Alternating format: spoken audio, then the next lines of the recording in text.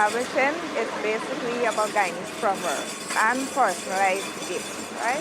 But mainly Guyanese proverbs. Here we have one, bush got ears and dirty got tongue. Simply meaning, sometimes you think that what you do or say, nobody hears or sees, but everyone knows your secret, right?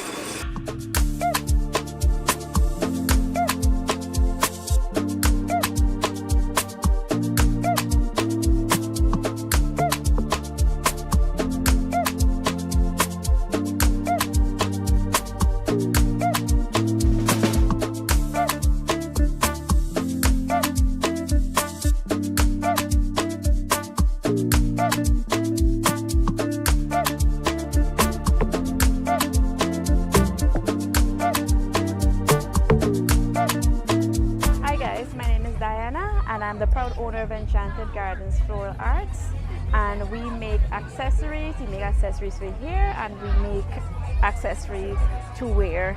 So what you see here, we have earrings, we have necklace sets, we got hair bows, and tons of other stuff. And I'm so happy to see my Guyanese people from all races. They're coming out dressed, they're adorned from head to toe in their African outfits, and they look so beautiful.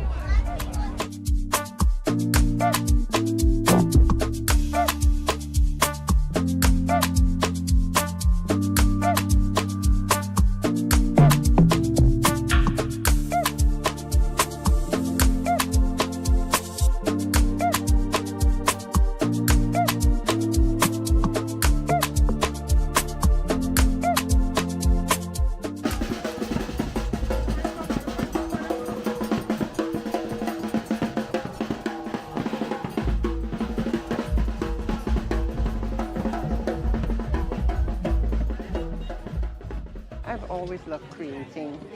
I've been doing it for about 25 years. I hope that's not telling my age, but I love, I'm really an artist, let me make that clear. But I've been incorporated that into everything else that I do. And lately I started working with fabrics and all these different things, like the polymer clay and the bags, and these are table mats.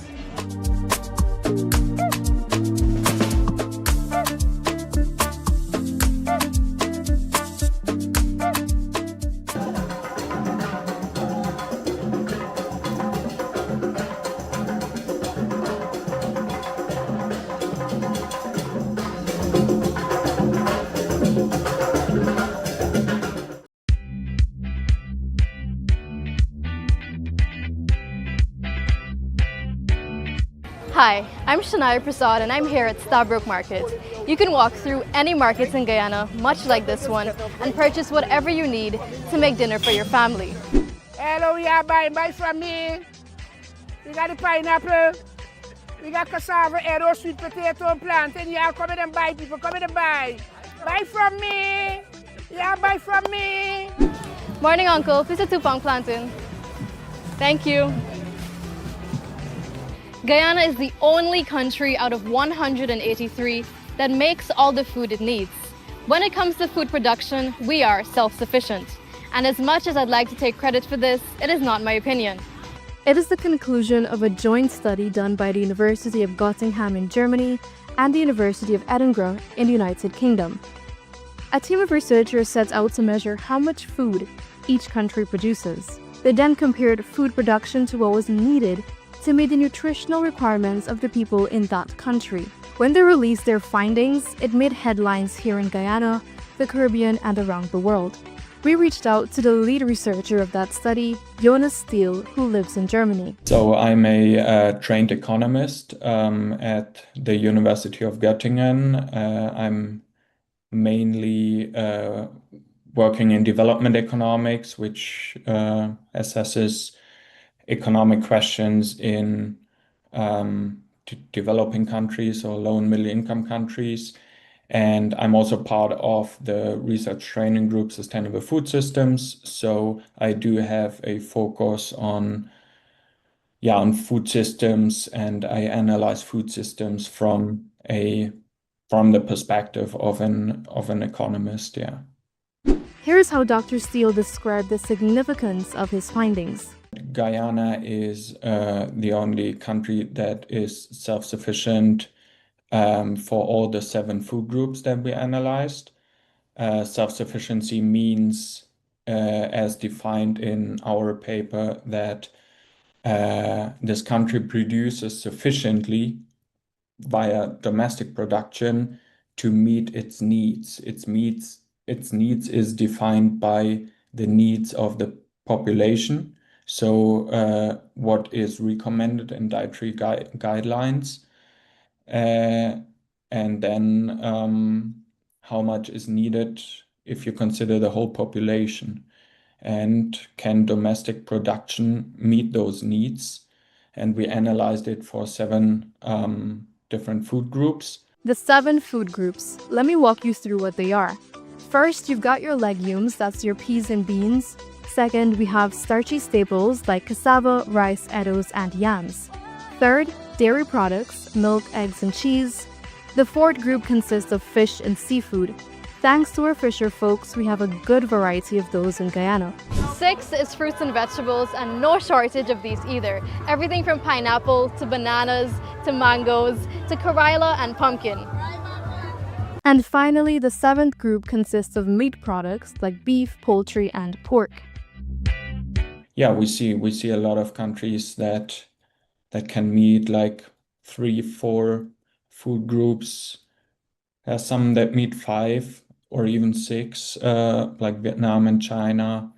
But yeah, for 7, we only found that for Guyana.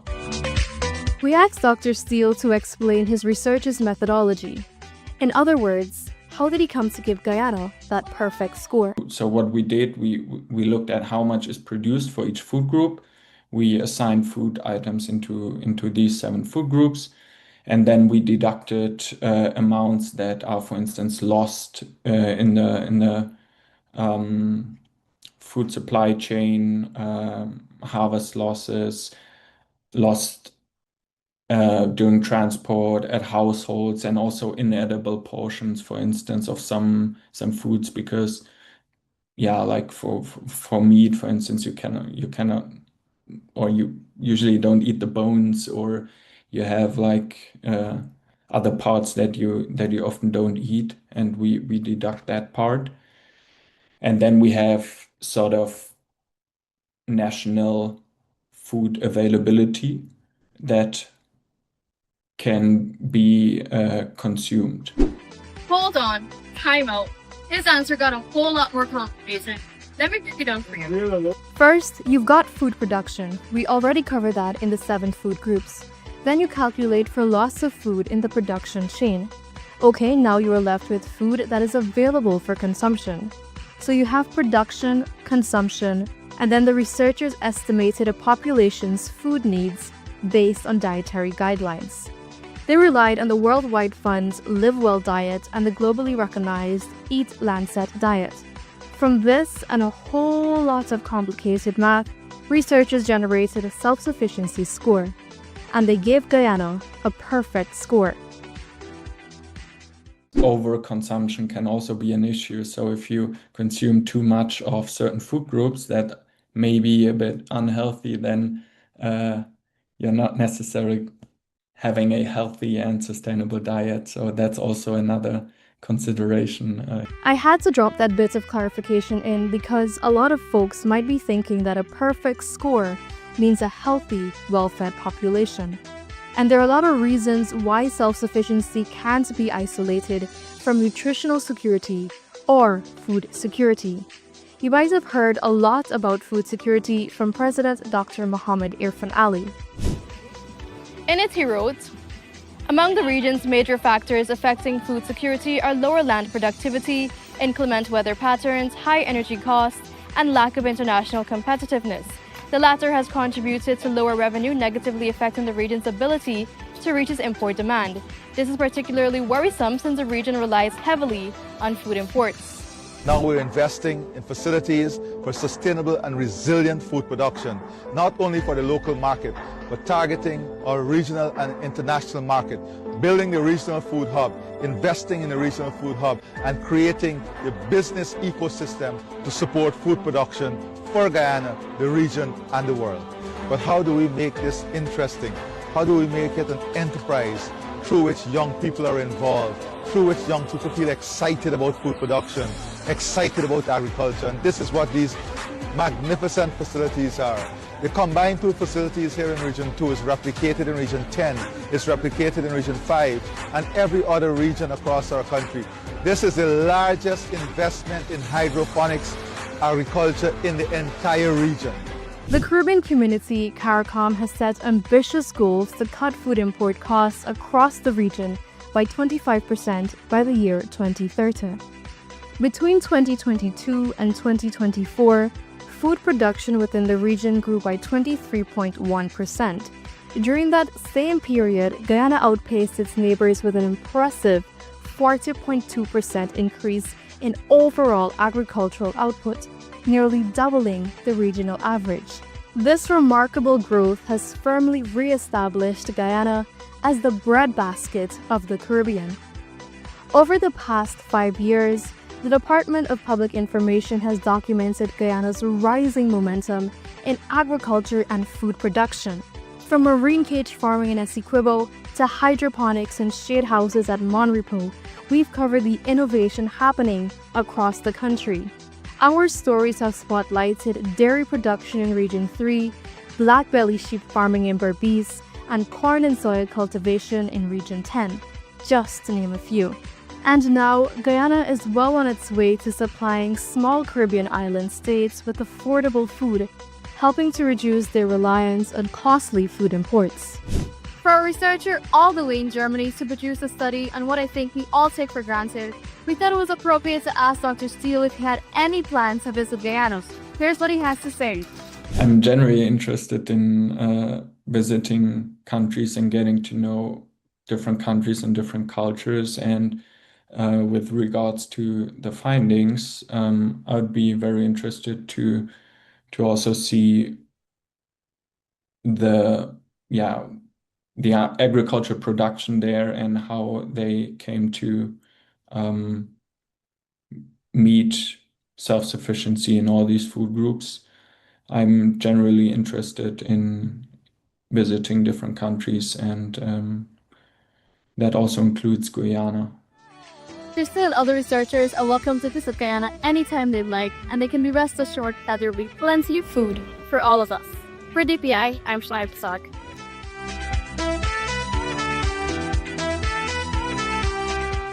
Over the past 5 years, more than 5,000 officials have been trained by the Ministry of Human Services and Social Security's Counter Trafficking in Persons Unit. On Wednesday, in observation of the World Day Against Trafficking in Persons, the minister launched several tools and resources to counter trafficking in persons. These tools comprise of a series of trafficking in persons stories, a reader-friendly booklet of the Trafficking in Persons Act, a QR code for reporting suspicious activities, and the standard operating procedures for identifying and reporting, and assistance to victims of trafficking. People have to recognize the signs of trafficking. They have to know what trafficking entails. And so today I'm very happy to launch this storybook, and it is a series of tip stories specially crafted for children. The minister highlighted that the launch also marks a milestone in institutional strengthening, visibility, and accessibility in the fight against human trafficking. The ministry remains committed to ensuring that there is awareness of trafficking all across Guyana.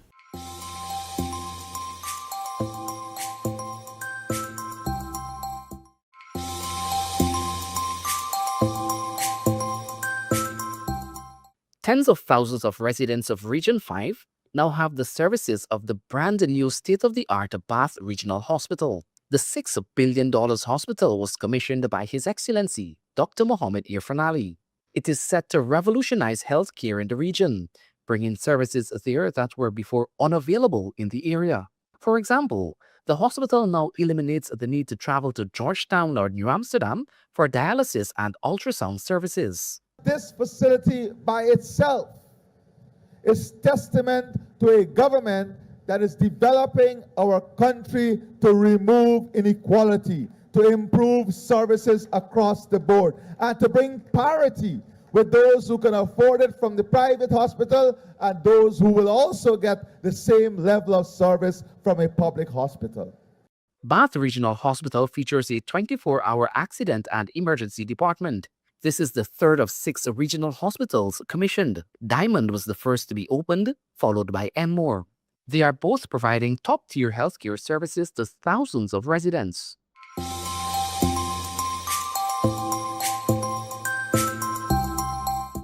The Ministry of Home Affairs and the Guyana Police Force are calling for an urgent national shift in culture and strategy to tackle the alarming rise in road deaths, particularly among young motorcyclists. The appeal came during the National Road Safety Stakeholders Forum. It is themed, Do the Right Thing.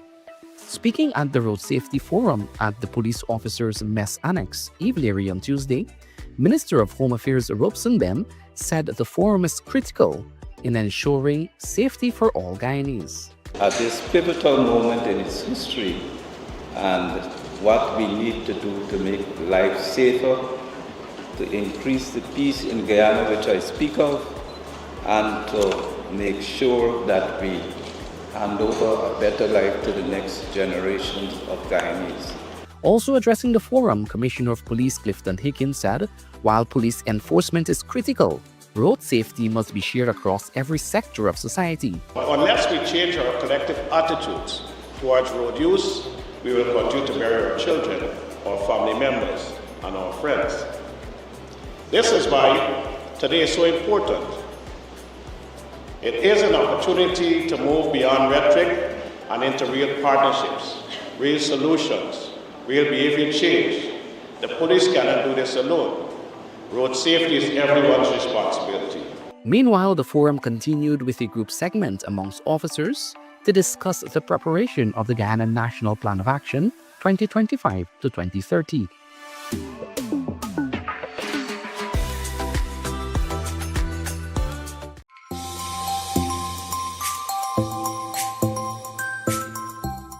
The Unleashability Summit was held on Tuesday at the Pegasus Suites and Corporate Center.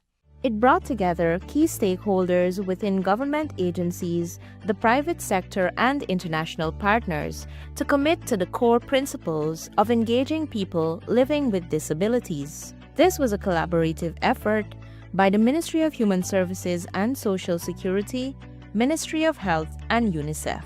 There, stakeholders engaged adults and children living with disabilities. When we meet again, we should be able to come here with figures and facts to show how this has been achieved. Through the Ministry of Human Services and Social Security, we have done many transformational initiatives to improve the lives of persons living with disabilities. This summit brings to the forefront the importance of acknowledging persons living with disabilities, celebrating their strengths and accomplishments, while listening to their challenges so that policies can be crafted to build a more inclusive society for all. It is very important that we have a focus to see how we can improve what is happening with people with disability in Guyana. From the ministry's perspective, Ministry of Health that is, we have been working with persons across the different regions. And more recently, we have concluded a survey to find out how many persons might be affected across Guyana.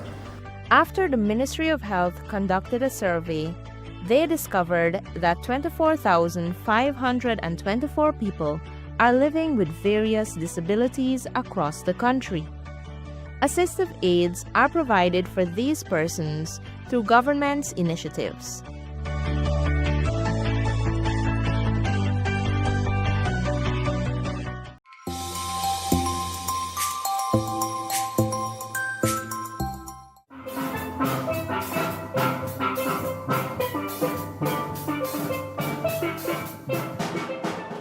A block has been commissioned at the Diamond Secondary School to cater for sixth form students.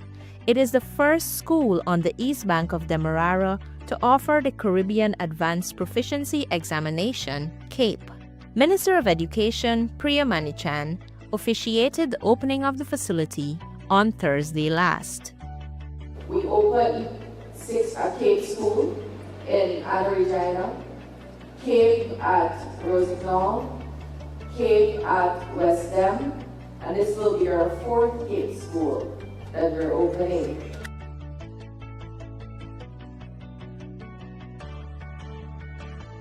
A new administrative block was also commissioned, one that was previously destroyed by fire back in 2018. This new facility houses a spacious staff room, library, and an IT lab with 40 units. And students are eager for schools to reopen in September. I'm excited for the development of this building, and I was actually interested in doing CAPE here since I live around this area, so I'm excited that this building is here.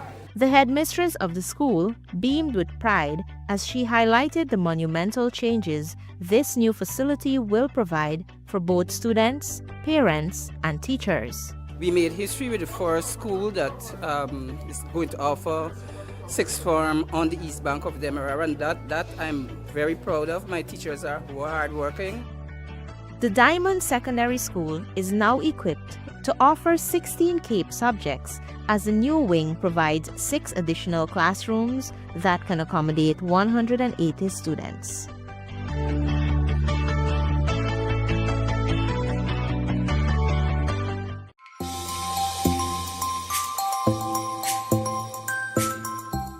Another 141 persons have graduated with technical skills from the Board of Industrial Training. They obtained a certification in fiber optic installation and heavy-duty equipment operation on Friday last at the Guyana Police Force Training Center. One of the graduates, Colin Belingi, spoke of the life-changing experience. I feel deeply rewarded. I feel it was well-deserved. The time and energy and everything that was invested, and I must commend the governments of Guyana for this opportunity to enhance the skill sets of our youths and propelling them into a different direction. Major impact in propelling the country forward, because we would no longer have to import persons with these kind of skills, so we could actually develop everything on our own. It done a wonderful job for me. Right now I'm currently working presently as an operator. Oh my gosh, I can't say how much it done for me. It was amazing. I learned so much, and I will continue to put my skills into my training. I always had a love for the bigger machines, so now I gain knowledge and experience. I'm going forward into a career. Under the Board of Industrial Training, approximately $2 billion was spent to train almost 13,000 Guyanese over the last 4 years. This year alone, $677 million is being spent to upskill 2,397 more persons. With the BID program offering over 80 courses and is free of cost, all Guyanese are urged to enroll to enhance their technical skills.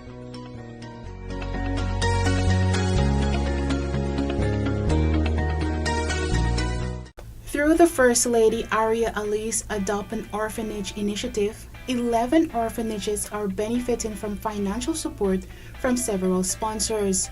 The initiative supports orphanages nationwide by providing financial and resource assistance.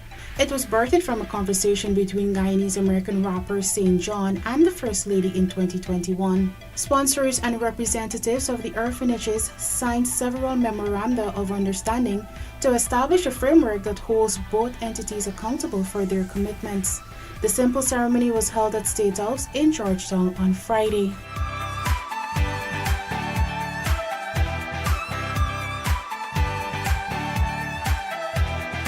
First Lady Ali said the investments and supportive help to improve the living conditions of children in the orphanages. She said each contribution creates waves of hope and transformation for each orphanage. From 2021, when this program was launched, its fourth installment With the support of the private sector, we have invested close to $100 million in these homes. That is an average of $25 million a year being invested in the lives of our children who live in these homes. First Lady Ali further unveiled plans to provide additional support to the orphanages to enhance the care facilities, providing an enabling environment for the children. In addition to the support you have so generously provided, the government will continue to invest and provide support to these homes. We have already discussed plans to extend additional support through the annual subvention and other supporting facilities and infrastructure.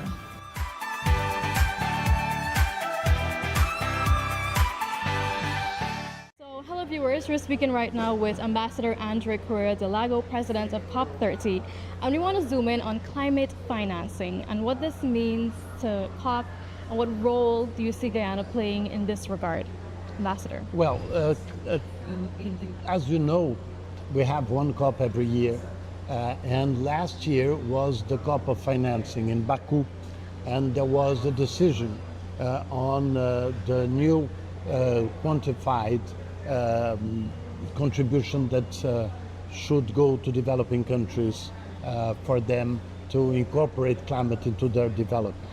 But apart from this, there was also a decision that COP29 President and the COP30 President would present a roadmap to see how can we reach 1.3 trillion a year by 2035. And so Mr. Babayev, the president of COP29, and myself should present that roadmap by the end of October. Awesome. And the second question I want to ask you, Ambassador, is that Brazil is in the process of passing, quote unquote, the devastation bill. What effects do you see this having if the bill goes through? Well, Brazil's society, like many societies nowadays, is very divided regarding this subject. And so at this moment, we have a government that is extremely committed to the environmental issue. We have a mythic Minister of Environment, Ms. Marina Silva, and President Lula is very supportive of this agenda. But naturally, this is a debate that is happening in the society, is happening in the parliament, is happening in the Supreme Court. So this is the result of a very dynamic democracy that these issues now are so important in people's lives, is so important for the economy of countries that there are different views. So we have to listen and we have to see how we can find the adequate solution within the rules of each country. Okay, awesome. And how do you see this summit being able to mobilize financing to, forward climate change? Yeah. Well, this initiative here is very important because it brings together different actors. And I think this is the great strength of this summit, is that it's countries negotiate the agreements on climate, but once they are negotiated, someone has to implement them. And many times it's other actors than central government.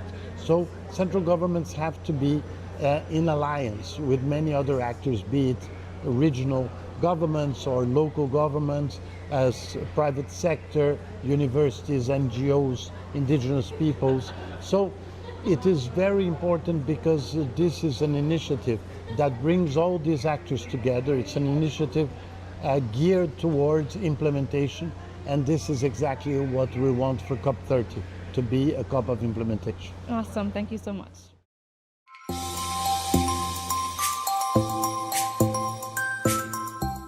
The Ministry of Human Services and Social Security commissioned its first Brave Center for Men at the West Central Mall, Lenora, West Coast, Demerara on Tuesday. The center aims to empower and heal men as the ministry embarks on a plan to create safe spaces for men. Build your legacy, reclaim manhood, activate goals, visualize success, and execute fearlessly BRAVE is an initiative that seeks to actively involve men and boys to curb gender-based violence.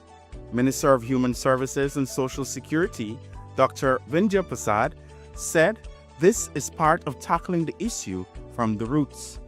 This is not something where we are only addressing men or women. We are addressing each person, all ages, every community, our entire country. Minister Prasad explained that this center forms part of fixing the moral decay and decline in the country. And it speaks to what we need to do to fix the moral decay and decline that would have crept into the fabric of our society and the mentality of people.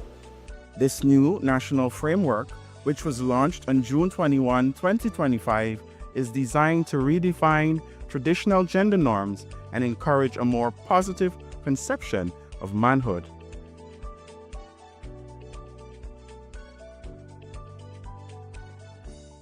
A sum of $14.4 billion is being invested to upgrade a series of access roads along the east coast of Demerara. The aim? To improve traffic flow. While engaging residents on Tuesday, Minister of Public Works Bishop Juan Edgel underscored the significance of these infrastructural works. The development agenda is not a second-class, bottom-shelf agenda. It's a priority. Most of us have family in the United States and Canada. You know how those countries develop? They build the roads. And once you build the roads,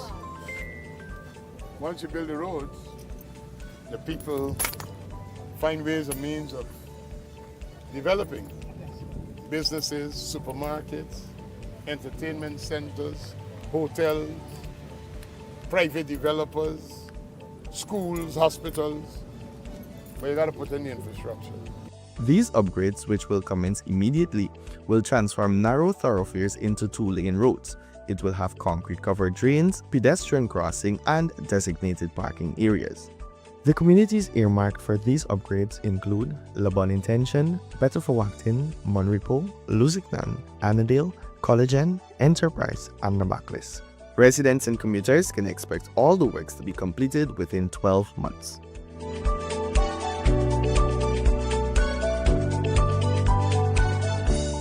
Crash data of recent and in the past would have suggested that in 2024, when 8 of 117 fatal accidents involved minibuses, this year only 1 out of the 63 actually involved a minibus. And with the implementation of the Safe Road Intelligence System, which has at its core the automated e-ticketing process. What this translates to since its implementation on April 7th, in a short space, we have already issued 4,300 plus e-speeding tickets. Remote monitoring and enforcement has reduced the ability for confrontation and or officer biases when enforcement is done. Those speed cameras are now being installed across all spaces and roads in our country. For what intent and purposes?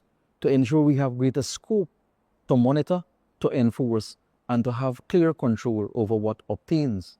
That translates now to the public having the ability to see greater fairness with which the process is executed. It's the same laws, the same system, and the same outcomes. Reckless driving in our country is unfortunately driven by a combination of mixed attitude, lateness, poor planning of a journey, and a long-standing tendency towards supporting bending the rules. Younger folks continue to speed, and when accidents occur, young people also lose their lives. So what have we done exactly? Our enforcement postures have taken into consideration what prevails, and over the 2 periods you have mentioned, we've yielded through our efforts 139 plus thousand cases in 2024. In 2025 so far, we've recorded 89,506 cases for all offenses. We know and we recognize, therefore we partner with critical stakeholders to take the message of safety and raise awareness in each space, targeting an audience in the community which comprises of the specific road-using population: doctors and nurses, lawyers, pedal cyclists, motorcyclists, pedestrians. Taking the message further, we have dedicated television programs and radio programs, so the audience reach is greater, the target audience even reached further. What I want to say to parents especially is that the orientation of a child, though he or she has attained adulthood, is continuous to teach them what is right from what is wrong or what is beneficial for them in all spheres of life.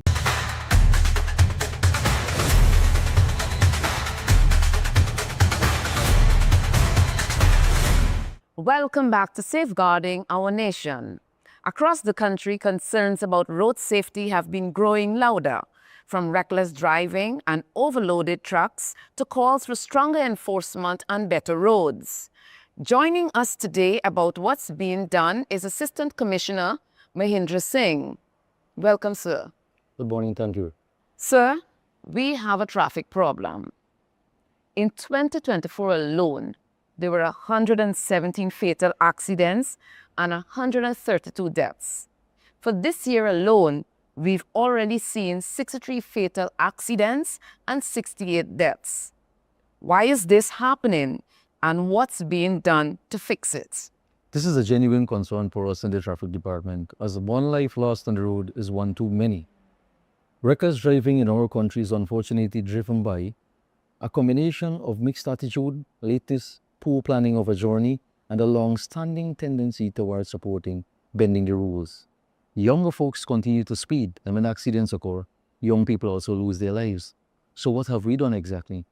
Our enforcement postures have taken into consideration what prevails, and over the 2 periods you have mentioned, we have yielded, through our efforts, 139 plus thousand cases in 2024. In 2025 so far, we've recorded 89,506 cases for all offenses. We know and we recognize, therefore, we partner with critical stakeholders to take the message of safety and raise awareness in each space, targeting an audience in the community which comprises of the specific road-using population: doctors and nurses, lawyers, pedal cyclists, motorcyclists, pedestrians. Taking the message further, we have dedicated television programs and radio programs, so the audience reach is greater, the target audience even reached further.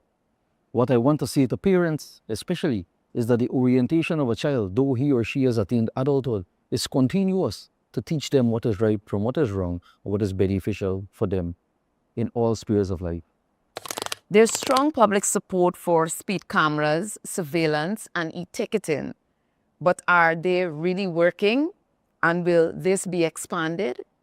Without a doubt, there's significant advancement in the use of speed traffic cameras, the automated e-ticketing system, and surveillance equipment in traffic. Many years ago, we did not have these. Today, we have them with the implementation of the Safe Road Intelligence System, which has at its core the automated e-ticketing process. What this translates to, since its implementation on April 7th, in a short space, we have already issued 4,300 plus e-speeding tickets.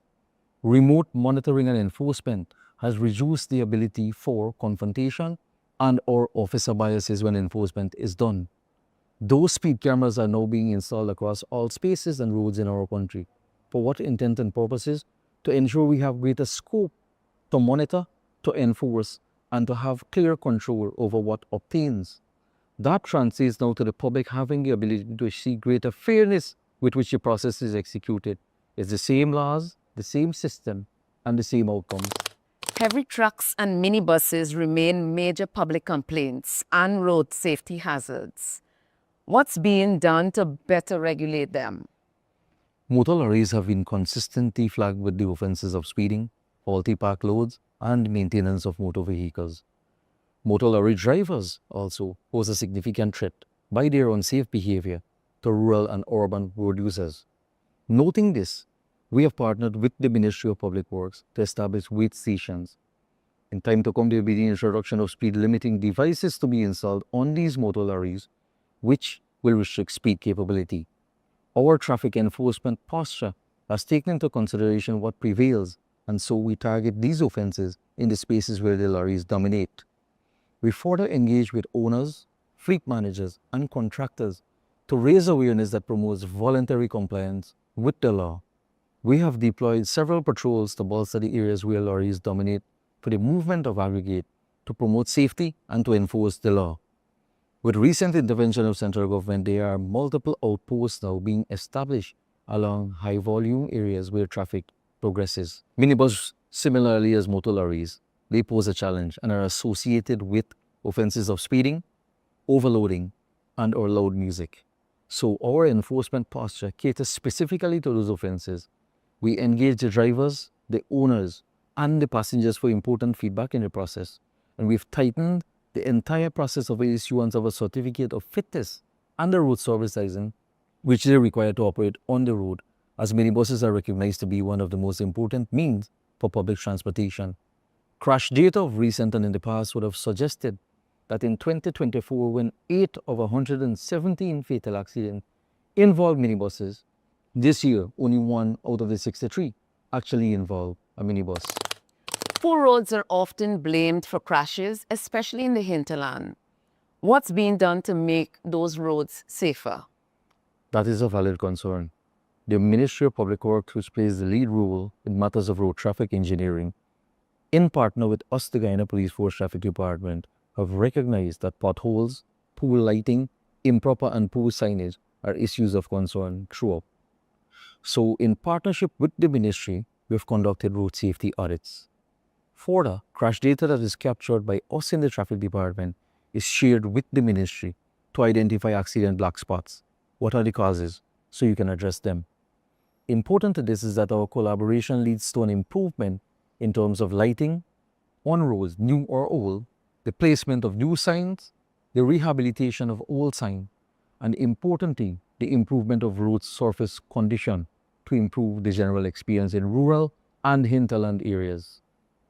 Community awareness is critical to this process, and in a partnership setting, we engage the residents directly to address the issues and raise awareness. While the task is not one which can be completed immediately, it's ongoing, notwithstanding its several challenges. Many people believe that the traffic laws are not being applied equally. It's all about who you know. What's being done to restore fairness and public trust? Perception drives conflict. The recognition of this perception of who you know, it somewhat haunts us while we conduct enforcement in our country. But there are several things being done right now to rid us of that perception. One of them, the implementation of the Safe Road Intelligence System, which has at its core the automated e-ticketing process. This addresses the issue without officer bias, intervention, and any discretion. So it's not about who you are, but once you would have committed the offenses, you would have been dealt with appropriately. Important also is the introduction of body pack cameras, where each of our operational staff on the front line, they are equipped with at least one. What this translates to is greater quality assurance for the service we render. Many years ago, we didn't have. Today, we have 5,000 plus body-worn cameras in the organization. Internal checks and balances have also been introduced and are working, wherefore an officer's enforcement pattern is examined daily and we can trace it to see where fairness is applied in the process. If or when an allegation is made, and it is departmental or criminal, investigations are conducted thoroughly, and appropriate action are taken against the ranks who default. The system in itself is being improved daily to what? To guarantee fairness in the process and transparency at all times. Thank you, sir, for talking with me. It was a pleasure. Road safety affects all of us, and as you've heard, real work is being done to change both driver behavior and police enforcement. But lasting change also requires the public to take responsibility. Let's all do our part to save lives on our roads. Thanks for watching Safeguarding Our Nation.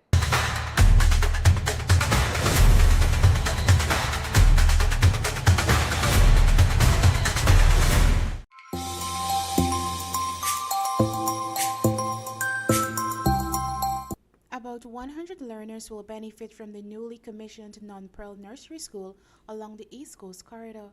Prior to the school's construction, pupils had to travel to Melanie Damishano or Enterprise to receive their nursery education.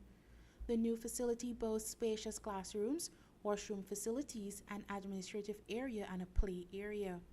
Minister of Education Priya Manikchan commissioned the facility last Friday.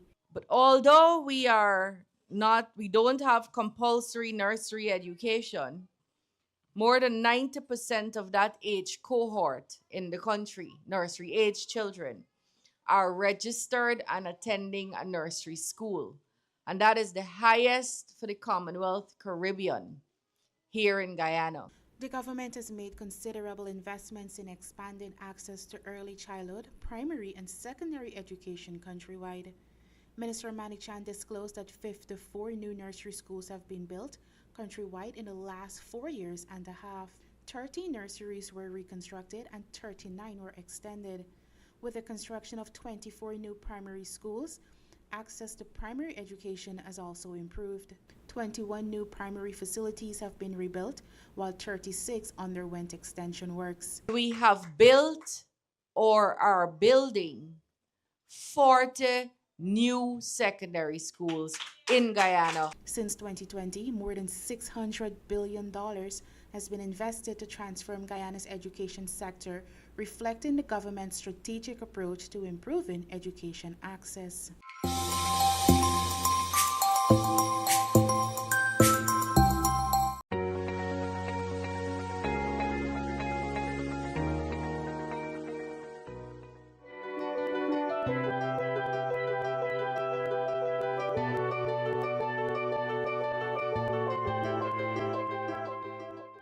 The beautiful community of Mainstay Wayaka, with its gorgeous lake and the rich biodiversity, is a shining example of a community that is preserving nature to drive its economy.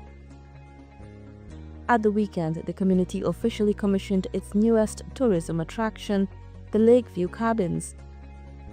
2 exotic, modern, self-contained cabins are designed to accommodate individuals, families, or groups. Tushar Marsha Williams is leading the pursuit of development through tourism and agriculture.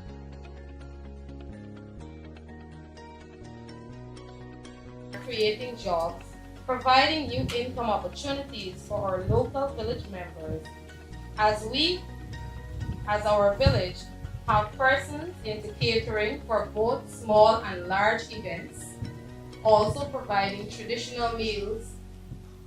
We also have persons in the craft area and other residents that does bottling of wine and so much more that we have to offer.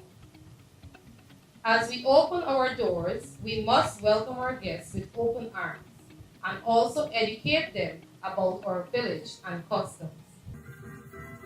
She noted that there is opportunity to showcase the village's culture, friendly residents, and unparalleled natural beauty.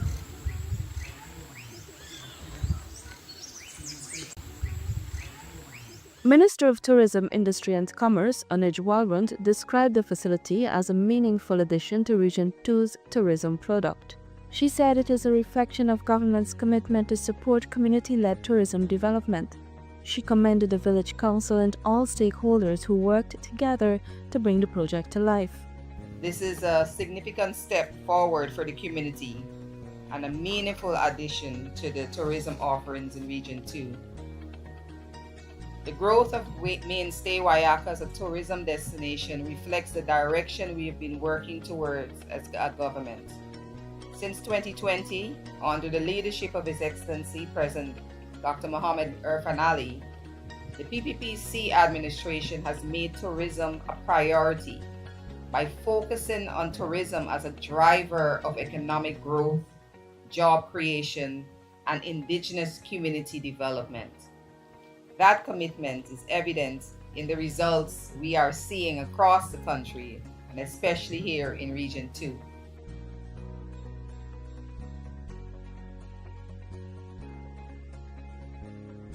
While this community focuses on tourism, the community also sustains itself through agriculture. The community has established a cassava processing plant and a bakery which utilizes their farm produce. The community also established its own water treatment facility.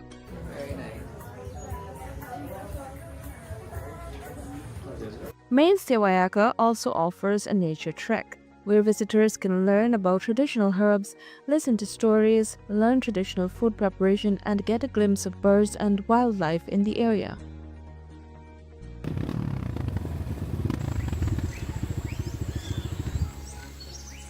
Since 2020, more than 500 residents of Region 2 have benefited from training in hospitality, business development, tour guiding, and emergency care, facilitated by the Ministry of Tourism, Industry and Commerce. past 5 years, tourism in Guyana has improved steadily. Visitor arrivals are at a record level. What is significant about the growth is that more communities are entering the sector and more businesses are gaining traction. From expanding tourism circuits along the Essequibo coast to introducing glamping in Mashabo Region 2, is positioning itself as a hub for meaningful, people-focused experiences.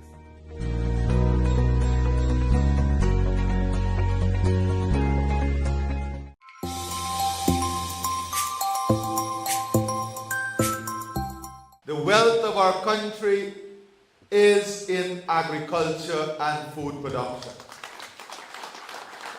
And our farmers can be assured that the revenue from oil and gas would be used to transform the agriculture sector, to make it profitable, to make it sustainable, and to ensure that our farmers live a life of high value and dignity and pride.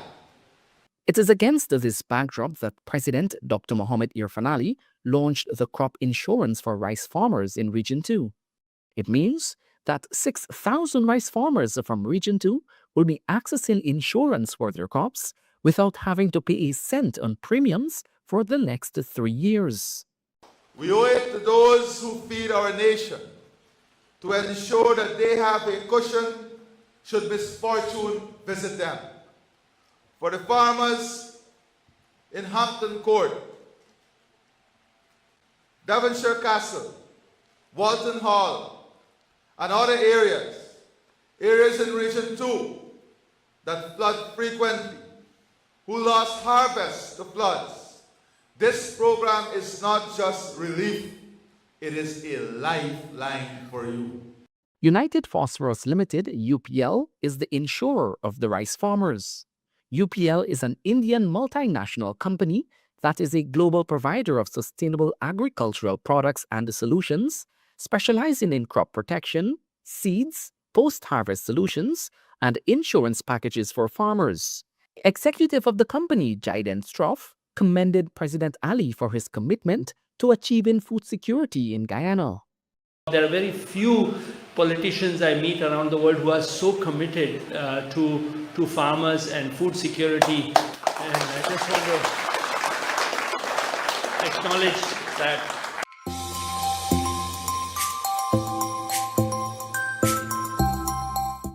192 persons graduated from the Board of Industrial Training on Monday at the Lenora Technical Institute. They are now specialized in a number of technical skills, including electrical installation, welding, heavy-duty machine operation, and commercial food preparation. Speaking on the importance of being certified, one of the graduates, a 49-year-old mother, Norma Nurse, had this to say. As in the work field, without a paper, you would always be discriminated on. You might do the work better than somebody that is certified, but without that certification, you will never get the opportunity that you deserve. Another proud graduate, Darshani Khan, completed a course in heavy-duty machine operation. I would encourage a lot of persons, young persons especially, to get themselves equipped with the program. It is free. It is good training, good instructors. More persons are urged to seize the opportunity provided by the government through the Board of Industrial Training. The training is free of cost and offers over 80 courses.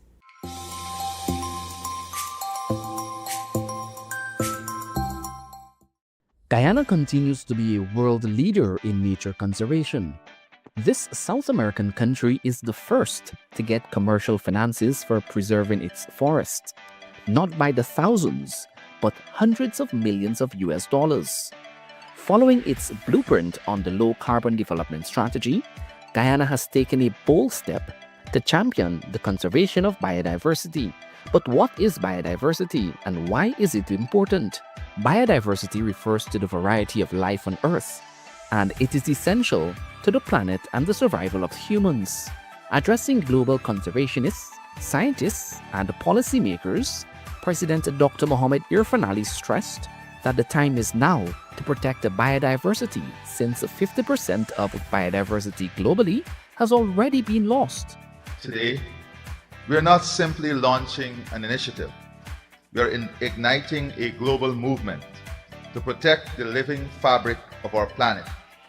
And I'm proud that this movement begins here in Guyana with the support and partnership of all of you in this room. He described the alliance as a platform for cooperation, action, and investment in the world's shared ecological future. President Ali noted that while over 85% of Guyana's land remain forested and undisturbed, making a concerted effort of biodiversity protection is necessary, since the country is home to over 1,200 bird species, 225 mammals, and nearly 8,000 unique plant species. The event, which ends on July 25, will fuel discussions from major international institutions and organizations.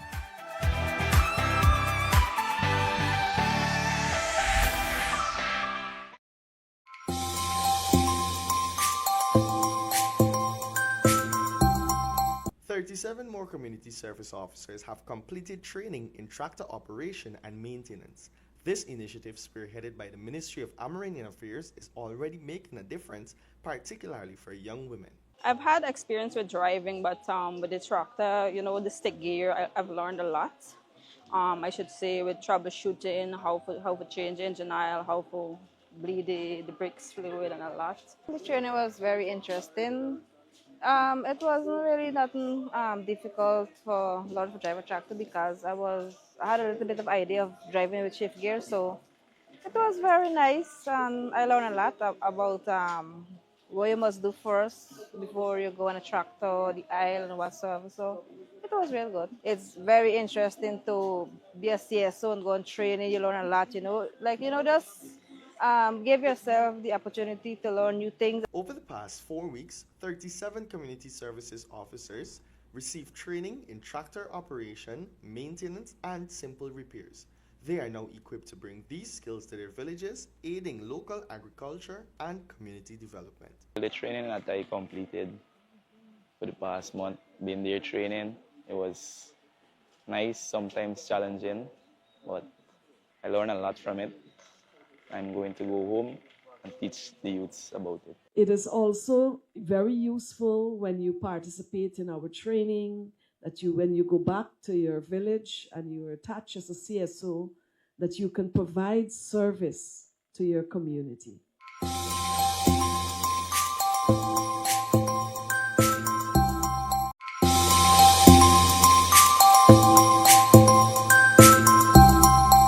Over 2,000 land titles will be distributed during this year's edition of the International Building Expo. The event is slated for August 14 to 17 at the Guyana National Stadium. Minister within the Ministry of Housing and Water, Susan Rodriguez, on Friday visited the area. She assured that the ministry is working overtime to ensure all titles are prepared for distribution over the 4 days. This expo, we wanted to focus primarily on the title distribution because the process is not completed until allottees receive their title. And that is something that we have been pressing on, especially in the last year, to help those 50,000 families who we've allocated. We want to get a title in their hands. To date, over 18,900 titles have been processed. Over 11,500 have been distributed. At the expo, there will be 380 booths. Already, 365 have been occupied. Only 15 spots are available. Themed The Road to Success, Guyana 2030 and beyond, the expo will attract 28 international companies.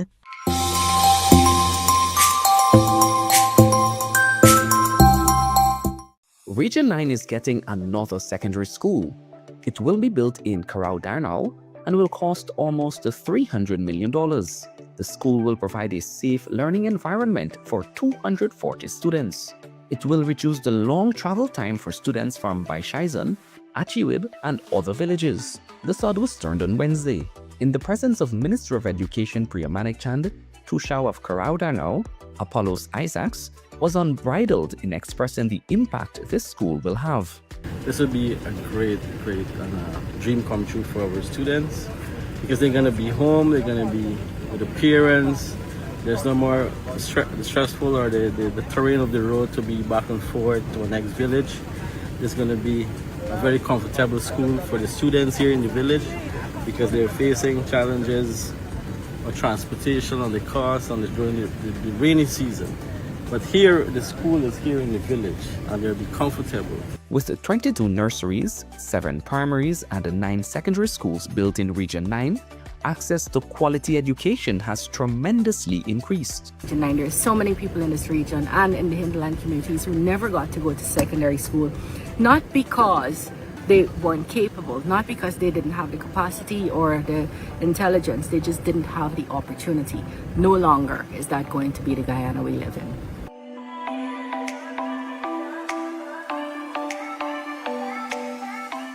No more must nursery-age children share the same school with primary school pupils in Batavia in Region 7. Why? Because a $38.9 million nursery school was commissioned in the riverine community on Thursday. Minister of Education Priya Manikchan opened the school. She told the attendees that the new learning space illustrates the government's dedication to improving access to quality education. So we just commissioned the Batavia Nursery School. The Batavia Primary School was opened in 1998, and this is the first nursery school for the village. She affirmed that children will receive the same educational resources regardless of their location in the country. This includes textbooks, cash grants, new and upgraded schools, and more trained teachers. Hinterland education is doing far better, and you're going to see the results shortly.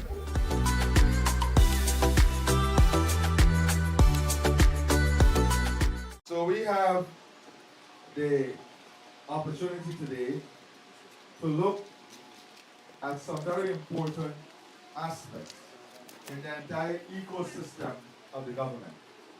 The ecosystem that supports everything that you do here for children and women especially.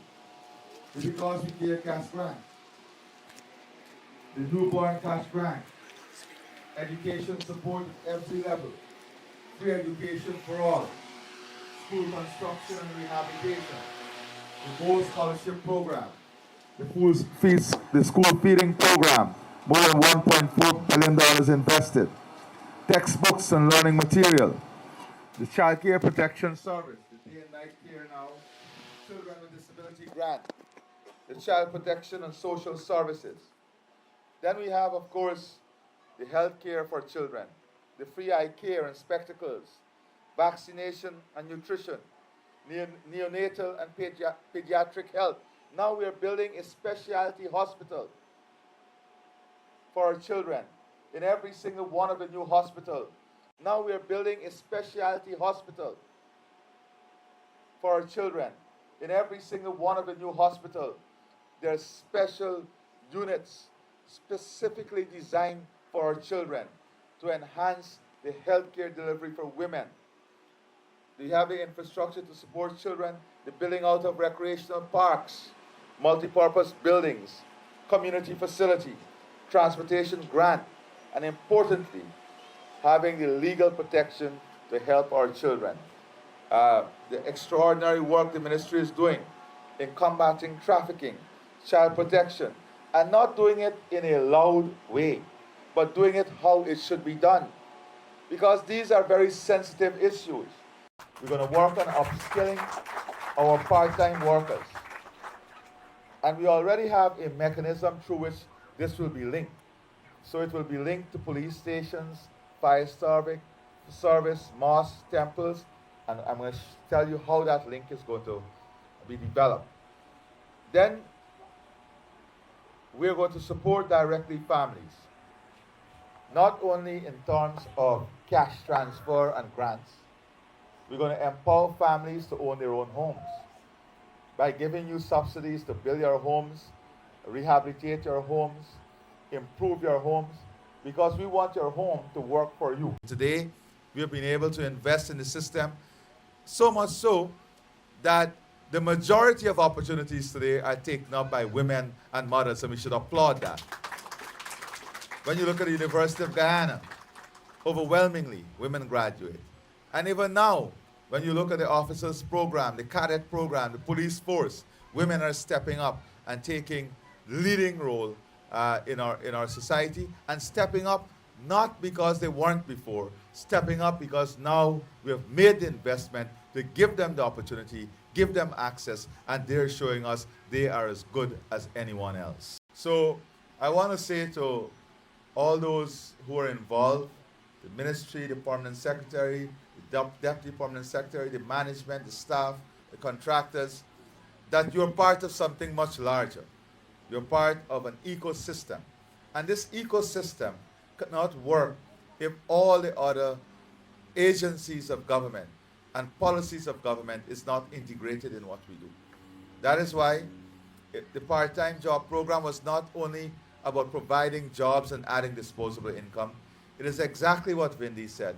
It has now led to us moving up the global ranking in terms of women participation in the workforce, women empowerment, and women being given the opportunity to live a better and higher quality life. We've all grown up in different homes, but under similar circumstances, where we see mothers struggle to achieve education, if they ever had the opportunity, where we see the dreams and aspirations of mothers being placed off the burner, not even on the back burner, because the system did not support those dreams and aspirations. The new 4-lane highway from Schooner to Parika, the continuation of that highway. Already we've awarded all of the bridges.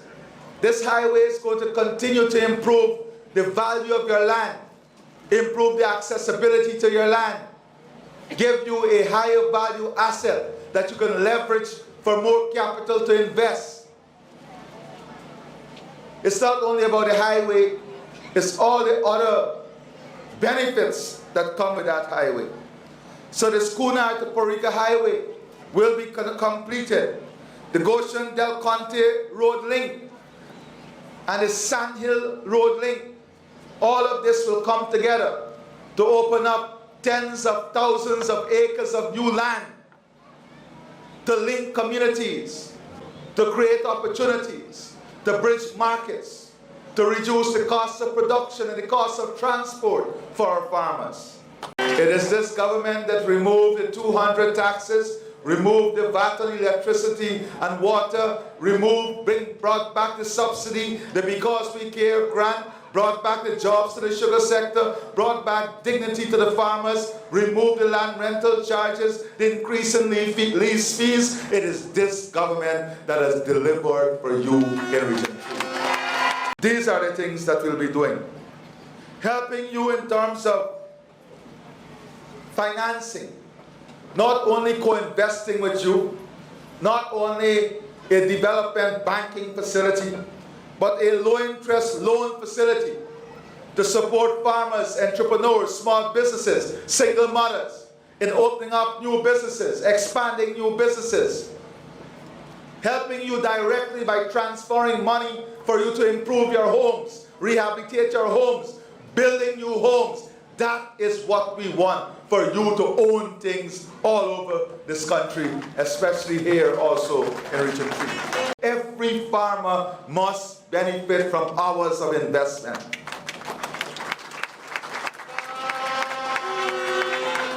And we're going to support ownership by the reduction of duties, especially on 4-door open back pickup, removal of all taxes from ATVs, and here in the Riverine area, duty-free on all engines, motor engines, 150 horsepower and less.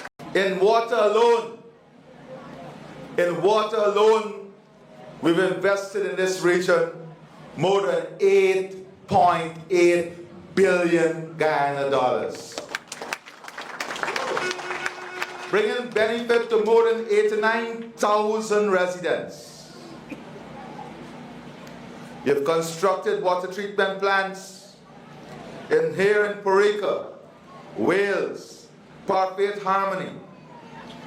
Two new plants are being constructed in Wakenham and Leg 1. 3 major water treatment upgrades at Virgin Ocean, Fellowship, and Port Ryan. And we can speak about development and developing area development for every single area across our country. So here, for example, in Parika, we will have the new port facility. We are building out a modern port facility here in Parika.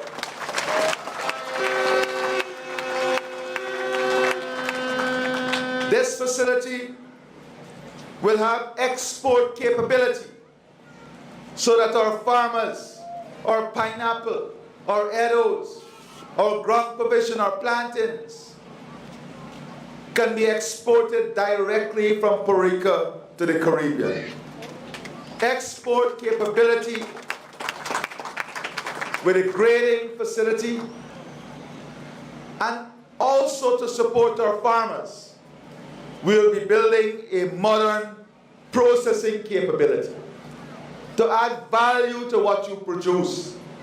So when we have expansive cassava and plantain production, we can have the capability and capacity to process that, but not only process it, building out the cold storage facility to help our farmers, to give your produce longer shelf life, so you have longer marketability. And we can speak about development and developing area development for every single area across our country. So here, for example, in Parika, we will have the new port facility. We are building out a modern port facility here in Parika.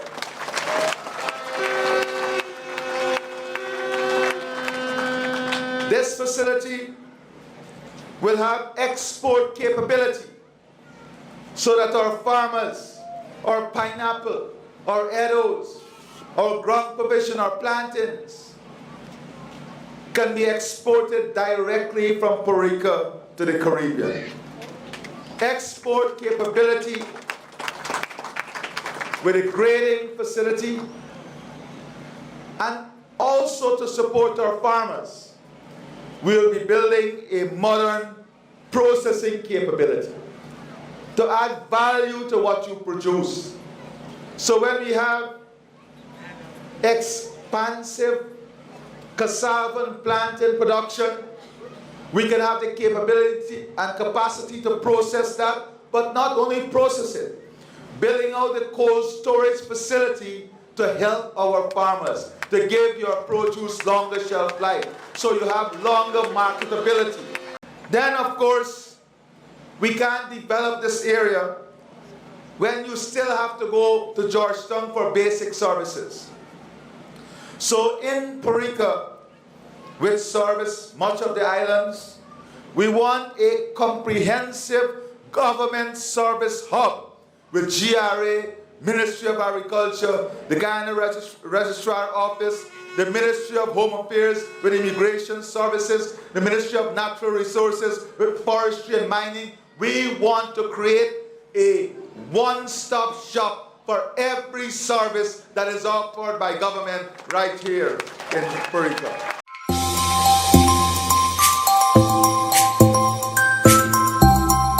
President Dr. Mohammed Irfan Ali on Wednesday commissioned the $850 million water treatment plant at Parika. It will deliver 24-hour treated water to over 14,000 residents in Region 3.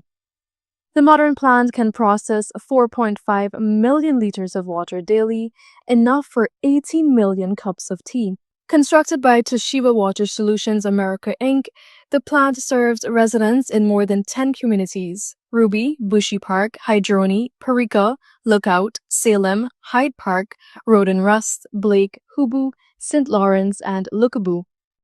The head of state described the plant as another installment of delivery, noting the investment reflects his government's ongoing commitment to meet the needs of a rapidly developing region. In water alone, we've invested in this region more than $8.8 billion Guyana dollars, bringing benefit to more than 89,000 residents. Before treatment, the iron content in Region 3's water supply averaged between 6 to 10 milligrams per liter, far exceeding the World Health Organization's safe limit of 0.3 milligrams per liter. Thanks to the new facility, that figure has now dropped to less than 0.1 milligrams per liter. The president acknowledged that this is just the start and that the current flaws in water distribution across the country will also be addressed. So whilst today we celebrate this significant improvement, when tens of thousands of persons here in Perico will benefit from treated water, the work is far from over. We have to ensure that the system itself is efficient, is reliable. The Perico plant is one of 3 new water treatment plants that have been commissioned in Region 3, the others being at Wales and Le Parfait Harmony.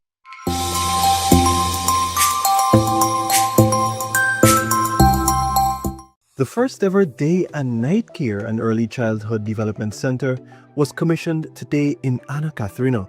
The $93.8 million facility is designed to offer around-the-clock care for children whose parents are employed and working to support their families. This is the first in a series of similar facilities planned for construction nationwide in the years ahead. Commissioning the facility, His Excellency Dr. Mohammed Irfan Ali explained how the construction of these day and night care centers is integrally linked to the government's push to reduce poverty.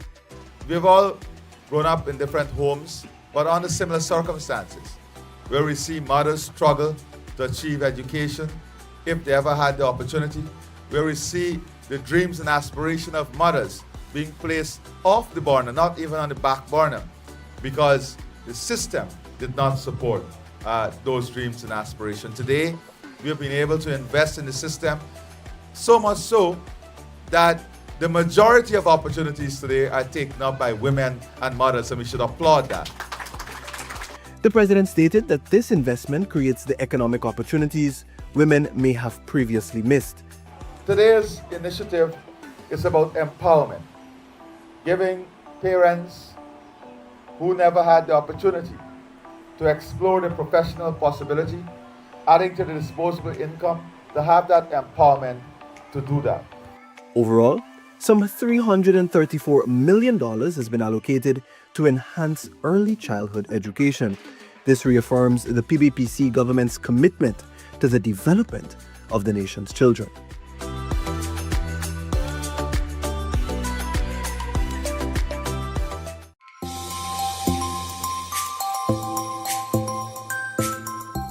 The Ministry of Health and the Pan American Health Organization, World Health Organization, PAHO WHO, launched the lymphatic filariasis mass drug administration training on Monday. The aim? To eradicate filaria in regions 3 and 4. Minister of Health Dr. Frank Anthony said the government has embarked on a comprehensive campaign to eradicate the centuries-old disease. We have been working to get rid of this problem. We have never been so close. We are almost there. Because in our 10 regions, we have eliminated lymphatic filaria from 8 of those 10 regions. He explained that more work needs to be done in specific communities in regions 3 and 4, where the disease is more prevalent. That is why we are going back this year to ensure that we cover these areas thoroughly. And I think if we do that, we are going to be able to then say, sometime next year or the year after, that we have eliminated from all the regions in Guyana. Minister Anthony stated that the health workers will be adequately prepared to respond to questions while administering the medication in the fields.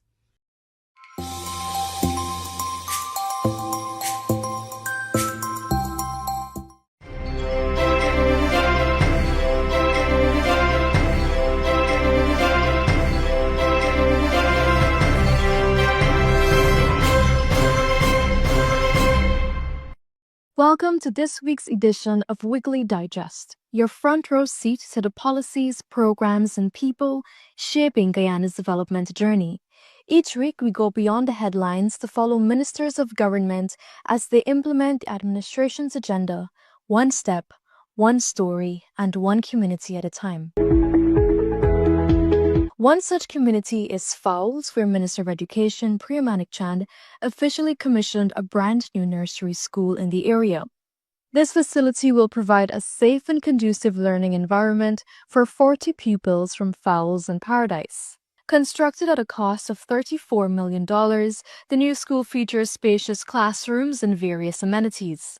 Indigenous communities are no exception when it comes to having new modern educational facilities. Thanks to a government investment of $49 million, nursery-age children from Mashabo and Tapakuma now have beautiful and safe learning facilities. The two schools in Region 2 were recently commissioned by Minister of Education Priya Manik Chand. Before the schools were built, the young learners were housed in the primary schools. Mashabo Nursery will be accommodating 35 pupils, while Tapakuma Lake Nursery will serve 17 pupils. Mashabo Nursery is one of the schools, one of 6 to 7 nursery schools that we've built across Guyana in the last 3.5 years. 6 to 7 nursery schools, the most ever built in any one 5-year term. So in the last 3.5 years, to have built 6 to 7 nursery schools in Mashabo and Georgetown and Region 9 and Region 10 and Region 6 and all over the country really should give you the magnitude of the work that the Irfan Ali administration put into making sure early learners can access their own space. Already in the past 5 years, over 54 nursery schools have been built, improving access to quality early childhood education. To accompany these new classrooms are trained teachers. Over the last 3.5 years, more than 9,000 teachers have been trained. That 9,000 teachers trained has allowed us to move the trained teachers in hinterland and riverine communities like this from 43% to 86%. So you now have a higher number of trained teachers in your village. I'm really happy about today. There were a lot of works on IAs for like art and design. We never did it before at QC, so it was a new challenge, but with help from my friends, we all contributed and we succeeded.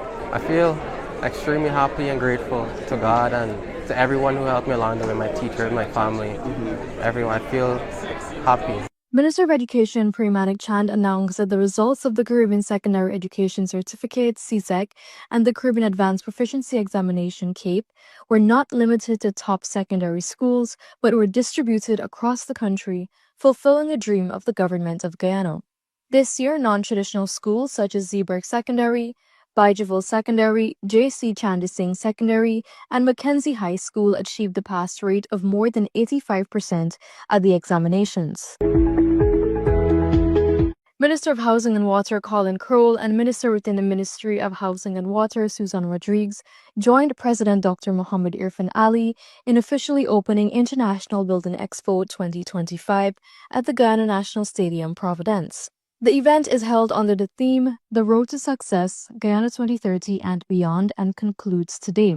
Building Expo, International Building Expo, and I was just reminded by His Excellency, the only one in the Caribbean, has grown into the single most important platform for the construction sector in Guyana. The place where vision meets opportunity.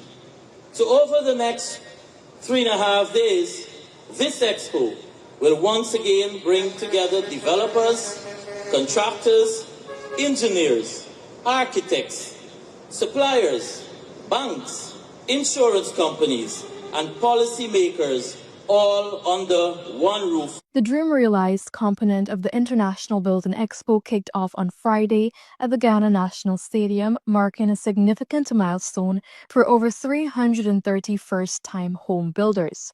The Cement and Steel Initiative aims to assist Guyanese citizens in constructing their homes regardless of whether the land is government allocated or privately owned. The distribution of cement and steel vouchers was overseen by Ministers Kroll and Rodriguez. Build and Expo also saw the distribution of land titles and transports to thousands of residents across Guyana.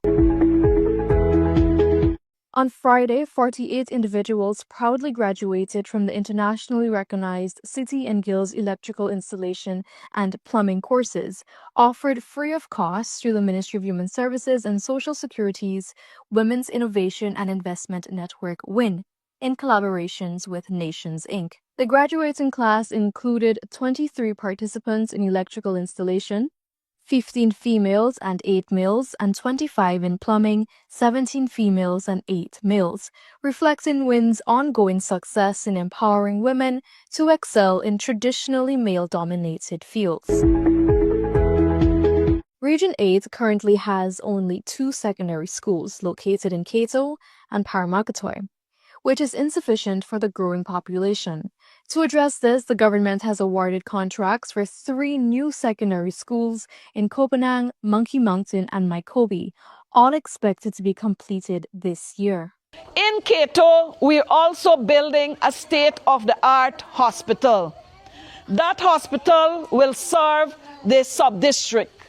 It will be 72 beds hospital, and it will employ more than 2,000 young people from this region, because we'll need cleaners, we'll need people to cater for the hospital, we will need nurses, we will need pharmacists, we will need handymen, we will need a variety of workers. And so that will open up newer jobs in this region. Even when the secondary schools are open, they will open up new jobs for qualified people in this region to take up teaching positions. Over 80 residents of Region 9 have successfully completed a wide range of courses through the Board of Industrial Training. The graduates were trained in a number of disciplines, including commercial food preparation, welding and fabrication, electrical installation, solar photovoltaic, and heavy-duty equipment operation. Minister of Labor Joseph Hamilton spoke of the strides his ministry made in the region. Before 2020, I have gone to villages in this region, and when I start to discuss bit, they want to know if it's a drill bit you're talking about. Because they knew nothing about that. In the last 5 years, from 2020 to now, we have celebrated 453 persons graduating in LETEM, 178 males, and 275 females. More than $36.4 million has been expended by the government to facilitate training of individuals in an array of technical and vocational skills in Region 9. Overall, the Board of Industrial Training has successfully certified over 16,000 persons countrywide. Bartica, known as the gateway to the interior, is now better positioned to service the growing demands of the transport and harbor sector following the commissioning of an extended selling facility. The $553 million, 23,000 square feet reinforced concrete selling was commissioned by President Irfan Ali and Minister of Public Works Bishop Juan Edgel. It will now provide additional space for vehicular and pedestrian ingress, egress, and parking. It also features a new floating speedboat dock on the modern section to facilitate water taxi operations. The works completed also includes the installation of a new floating link span bridge and the rehabilitation of the existing fixed mooring ramp. This stelling brings about one, structural stability. You know what was here before this. People were afraid, literally, to walk on the stelling or to drive on the stelling. The piles were all gone. The decking was all gone. Look what we have today, and I think we need to mark our day with Thanksgiving that we were able to get to this point. The Ministry of Health has graduated 140 additional persons to add to the public health sector. They graduated on Wednesday as pharmacy assistants, rehabilitation assistants, medics, and medical laboratory technicians. The graduation ceremony took place at the Pegasus Suites in Kingston, Georgetown, with participants from Guyana and Belize. And that's just a snapshot of how the week unfolded. One step at a time, one community at a time, but many stories continue to be written. That's it for this edition. We'll see you next week with more stories from the heart of government.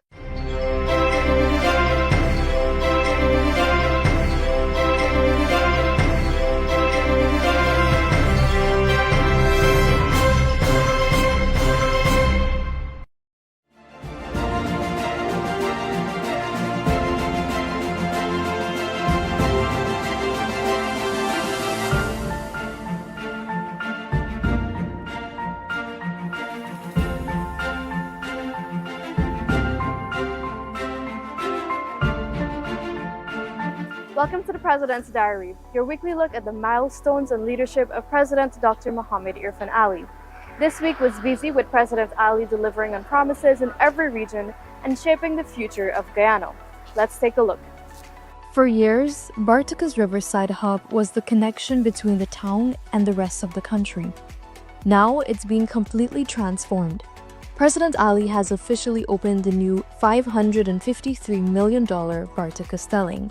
Speaking at the commissioning ceremony on Sunday, President Irfan Ali underscored the port's role in supporting tourism, mining, agriculture, and trade. But that's not all. This is not the end of this investment here. The second phase of this investment would be the building out of a tourism marina facility that would help Bartika to become a yachting stage, a boating stage for the region. Later that evening, President Ali held a public meeting with the residents of Bath Region 5, where he announced plans to develop the livestock sector. Today, we have increased your black belly sheep population by almost more than 100%, and we are going to increase your livestock population in the next 5 years by more than 2,000% by investing in good breed, by investing in the embryo, by investing in the feed mills.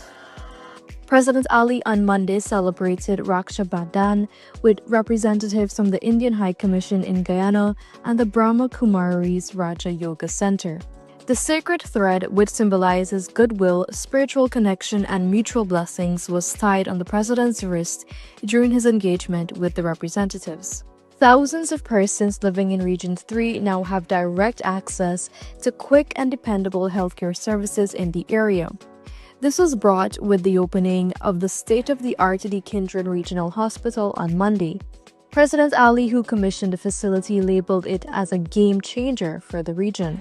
The Dikindran Regional Hospital eliminates the need to travel to Georgetown for advanced medical care. President Ali assured the residents that there will be adequate staff in the hospital.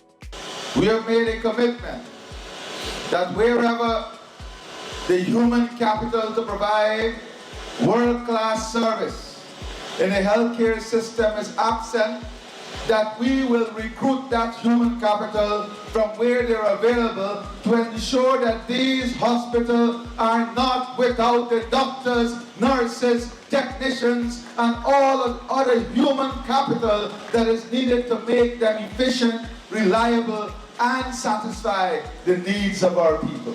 The hospital provides maternity and neonatal services, surgeries, and 24/7 emergency care. The president announced plans to build wealth creation opportunities while speaking to thousands of residents of New Amsterdam and surrounding areas at a public meeting on Monday evening.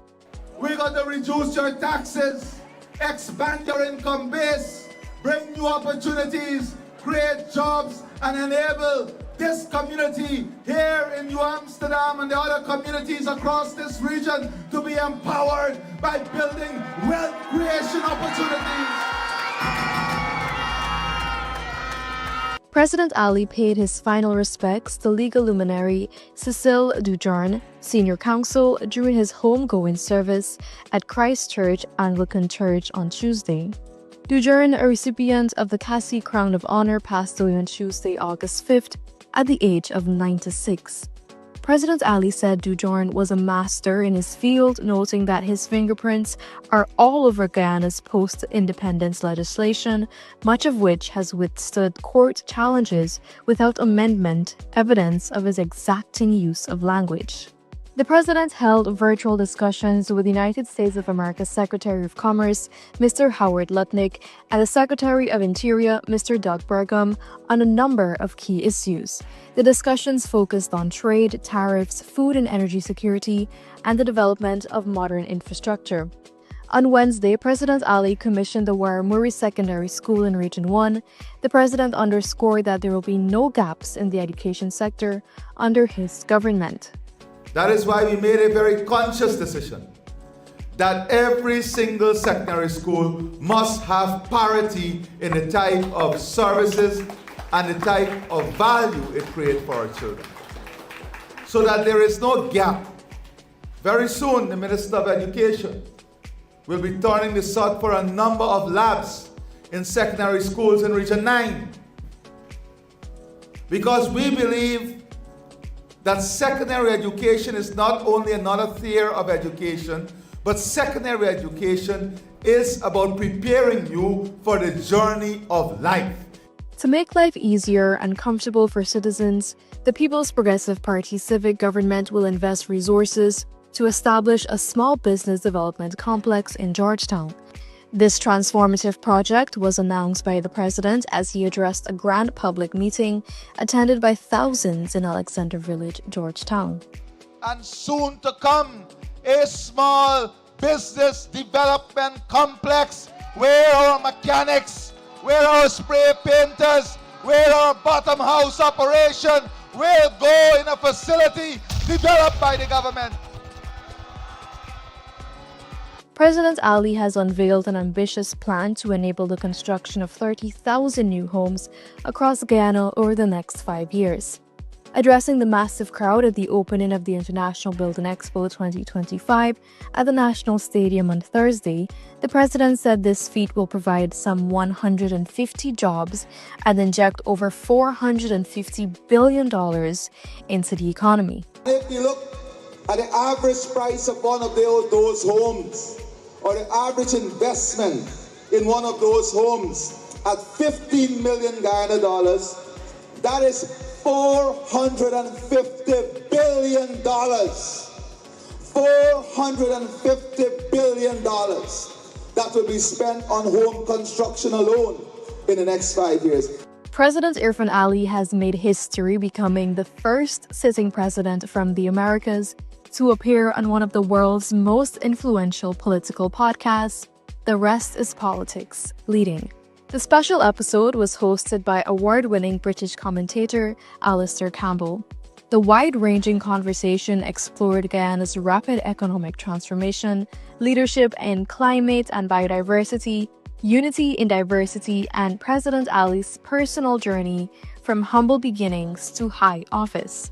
On Friday evening, President Dr. Irfan Ali toured the booths at the International Building Expo, engaging with exhibitors and taking a closer look at the innovations on display.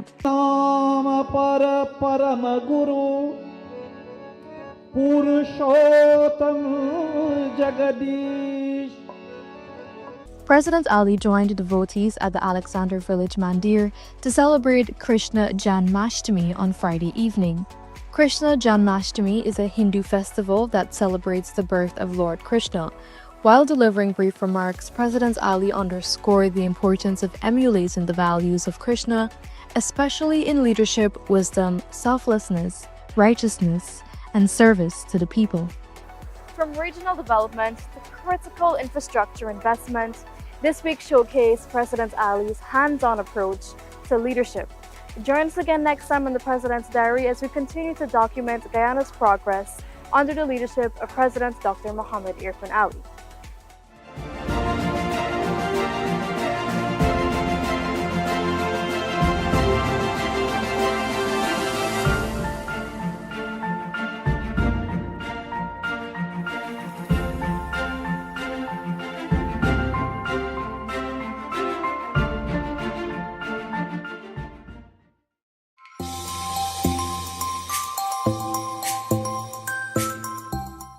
For hundreds of Guyanese, years of waiting ended in a moment of joy as land titles were finally placed in their hands on day 2 of this year's Building Expo.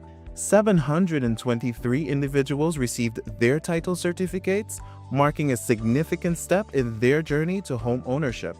The Minister of Housing and Water, Colin Crowell, and the Minister within the Ministry of Housing and Water, Susan Rodrigues, presented these land titles at the Guyana National Stadium tarmac. Recipients expressed their gratitude to finally be able to make their dream a reality. It means a lot because I've actually officially applied for my land in 2009, and for family reasons I had to be in and out of the country, and then coming back here being a single mom with 3, and now I have another one on the way. It's very difficult, it's very hard, and I'm really thankful that I'm able to now move on with something positive in my life. I applied in 2012 for a house lot, and now I'm finally getting through with it. I finally get through with it. Oh God, I jumped with joy yesterday when they called me. Oh my God, I feel so happy. But children, I was, oh, mommy, you're so happy now. Yes, because the waiting and the patience and everything, yes. So I'm so thankful to the government of Guyana for giving me the house lot, and because I have 6 children. It feels great because I was waiting a while, so I'm so happy that I could come today and uplift my title. So I'm very excited right now. It's very important to me because as a young person, you're glad to achieve certain things, before you reach a certain age. So I can't say how much I'm very happy right now.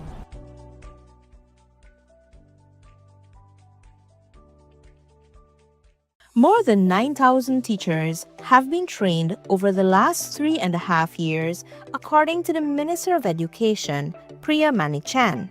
The minister provided the update at the commissioning of the Mashabo Nursery School in Region 2 on Tuesday.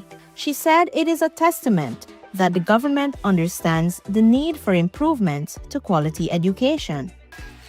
That 9,000 teachers trained has allowed us to move the trained teachers in hinterland and riverine communities like this from 43% to 86%.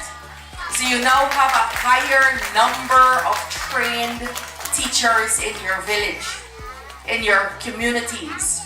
The coast has seen a sharp increase in trained teachers from 63% to a massive 98%. Teachers in the hinterland regions and riverine communities no longer have to leave their homes to attend the Cyril Potter College of Education in Region 4. This is a result of the government's policy that is making education much more accessible to individuals from the hinterland. Every teacher who wants to be trained, every young person who wants to be trained, we will train you, we will pay you as you are training, and we will make sure you don't incur any training costs as you are going through that training. That is what the PPPC stands for.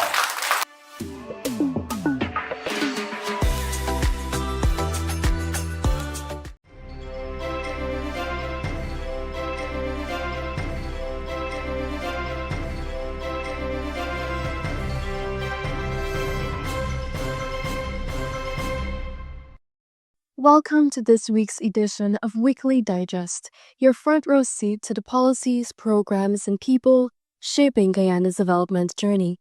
Each week, we go beyond the headlines to follow ministers of government as they implement the administration's agenda, one step, one story, and one community at a time. Over 50 amputees will receive prosthetic limbs free of cost through a partnership between the Ministry of Health, the Caribbean Community, and the High Commission of India in Guyana. On Monday, Minister of Health Dr. Frank Anthony emphasized the significant impact of the prosthetic limbs on the lives of recipients. Now that you have your own mobility, you don't depend on anybody to come and bring you something or to do something for you. It gives you a lot of independence. And I'm sure because of their young age, that very soon too, if they're not working, they'll go back to work, which would be awesome for them. A total of 214 individuals proudly graduated from the Ministry of Health's Patient Care Assistant Training Program in Region 6, marking another significant step in strengthening Guyana's health workforce. The graduates successfully completed a rigorous 4-month program which combined both theoretical and practical clinic training. This comprehensive course equipped them with the skills and knowledge necessary to effectively support healthcare professionals in delivering the highest quality of patient care. Today, we come together to celebrate a historic milestone, not only for Region 2, but for our whole country, and that is the opening of the Lima Regional Hospital, which signifies more than an unveiling of a new building. It embodies a promise that has been fulfilled. It's a symbol of equity and a concrete step in the journey towards a world-class healthcare system made accessible to all Guyanese. This hospital exemplifies the leadership of His Excellency President Dr. Mohammed Irfan Ali, who believes that quality health care is a right for everyone, not a privilege for a selected few. This is what progress looks like. With this facility equipped with all of these modern diagnostic tools, the surgical theaters, maternity suites, emergency care units, and capability for telemedicine and specialized care, you're just a few minutes away from being able to access world-class health care right at your hospital here at Lima. Festival City Polyclinic has launched its new online patient booking feature, allowing patients to conveniently schedule appointments from their phones or computers. This marks the first phase of the National Electronic Health Records (EHR) rollout, with a full transition to secure digital patient files scheduled for October 2025. Minister Anthony emphasized that this initiative is an important first step in the government's broader plan to digitalize Guyana's healthcare system. Once fully implemented, citizens will be able to securely access their health information from any healthcare facility nationwide, improving accuracy, security, and the overall quality of care. 224 residents of Essequibo are now certified in a range of technical areas after successfully completing programs through the Board of Industrial Training. Minister of Labour Joseph Hamilton was present at the graduation ceremony on Tuesday. He emphasized the government's commitment to strengthening technical and vocational education. Well, what have we done over the last 5 years in Region 2? Let me start there. We have trained 1,746 persons in Region 2 over 5 years. 1,746 persons. We have expended $190.8 million training 1,746 persons. Minister Ben commissioned the newly constructed Command Operations Center in Mackenzie Linden, Region 10, an investment of $33.9 million under the government's broader security sector upgrade program. The spanking new $930 million Tushin Secondary School was commissioned on Tuesday. Education Minister Priyamanik Chand emphasized that this government is committed to ensuring that safe and comfortable learning environments are provided for all of Guyana's students. Because when you walk through the school, you will see it's not just a secondary school that we build and say, hey, take out. It's a beautiful edifice where when your children walk through these doors, walk through those gates, they want to learn. This will be their oasis, their place of safety, their place of nurturing, their place where they know that this president is going to allow them to be anything they want to be, say, right here in Region 3. On Tuesday, the Ministry of Amerindian Affairs delivered 3 minibuses to Waweta, St. Ignatius, and Napi, one each to support the transportation challenges within the villages. This is a commitment fulfilled by His Excellency to the village and farmers. Unlike the other people, the PPP civic government very soon, very shortly, always delivers. And so today I am delivering on the commitments that were made to the people which were requested by their leaders when they attended the National Two House Council. And this is what you have to look for in a government, that when you seek support, that support is fulfilled. Guyana is poised to shine brightly on the world map. The Ministry of Tourism, Industry and Commerce, through the Guyana Tourism Authority, GTA, is partnering with Outlook Travel magazine on the forthcoming Guyana Travel Guide. This guide will be featured on Outlook Travelers magazines, websites, and social media, and newsletter, as well as on GTA's platforms. The guide will help market Guyana as a top travel and business destination, highlighting its heritage and sustainable tourism. It also highlights Guyana's diverse offerings, including accommodation options, experiences, and activities, while providing readers with insights on how to maximize their time in Destination Guyana. And that's just a snapshot of how the week unfolded. One step at a time, one community at a time, but many stories continue to be written. That's it for this edition. We'll see you next week with more stories from the heart of government.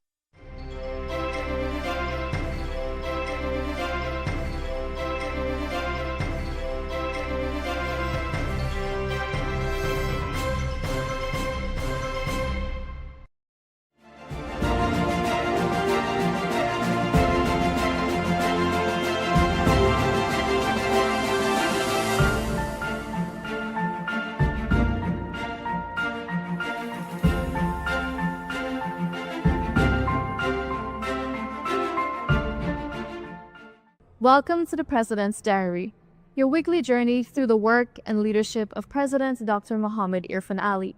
This week began in Lethem Region 9, where President Ali made a number of major announcements, not just doubling, but more than tripling the Because We Care cash grant, which now sees the addition of a transportation grant to further support children and their families. That's $200,000 for every student. I'm giving to you the conditions through which we came up with these numbers, because you can be assured your government will implement and deliver this to you, the people of Region 9 and of Guyana. The president was speaking at a rally in Region 9 where he outlined his government's vision for the next 5 years. Within the next 3 to 6 months, over 600 families in North Tamari will receive title for their lands that they have been occupying for decades. President Dr. Mohammed Irfan Ali made the announcement on Sunday as he joined residents for a church service following an invitation by the leaders of the Faith Tabernacle Church. Now that we have completed very quietly, behind the scenes, no noise, all of the surveys, all of the occupation, the entire block plan is to have a fast-paced mechanism on the highway and coming here into Tamari. on that regularization process so that within 18 months we can have the full regularization completed. But for your area, which is North Mary, we are far more advanced.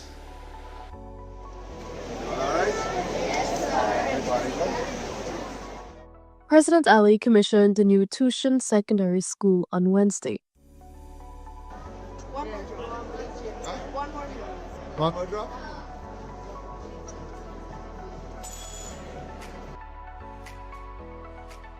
The $930 million secondary school in Region 3 will facilitate night classes for individuals studying through the Guyana Online Academy of Learning Gold Scholarship Program.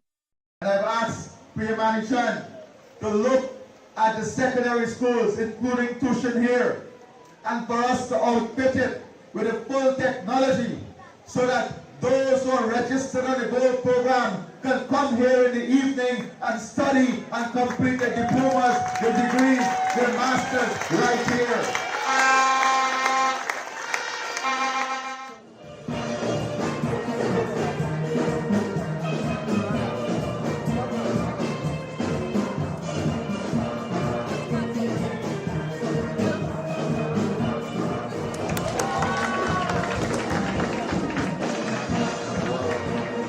President Ali also commissioned a North Rumbelt Secondary School and announced a number of exciting initiatives.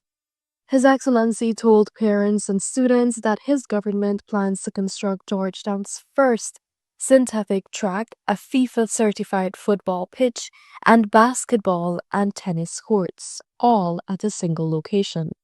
The sports facilities will be built next to North Rumbelt Secondary School and will attract students from nearby schools as well as members of the wider community.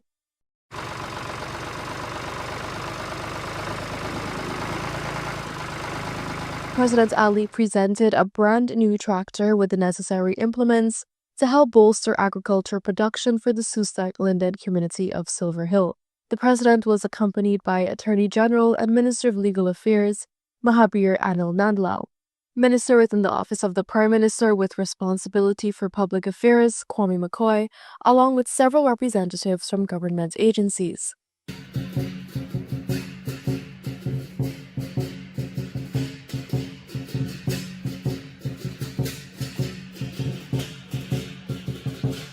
President Ali was present in Region 2 to celebrate the official opening of the brand new Lima Regional Hospital on Friday.